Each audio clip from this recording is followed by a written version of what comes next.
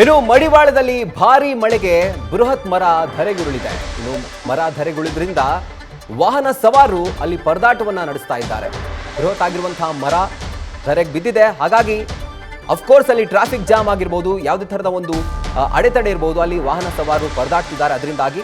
ಆದರೆ ಅದೃಷ್ಟವಶಾತ್ ಯಾವುದೇ ಪ್ರಾಣಾಪಾಯ ಅಥವಾ ಯಾವುದೇ ಒಂದು ಅಪಾಯ ಇದರಿಂದ ಸಂಭವಿಸಿಲ್ಲ. ಅದು ಒಂದು ವಿರಳವಾಗುವಂತಹ ಒಂದು ಸುದ್ದಿ.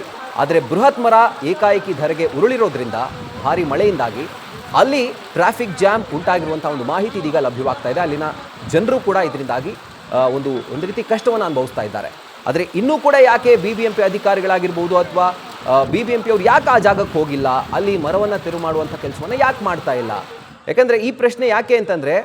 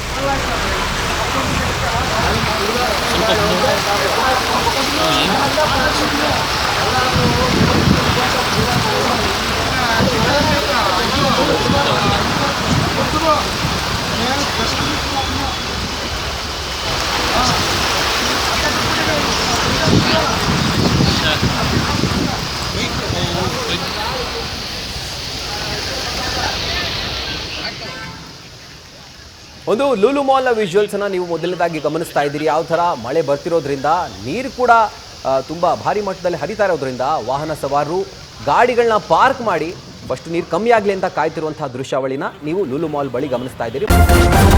ನ್ಯೂಸ್ ಫಸ್ಟ್ ನಿರ್ಭೀತಿಯಿಂದ ನಿಮ್ಮ ಪರವಾಗಿ.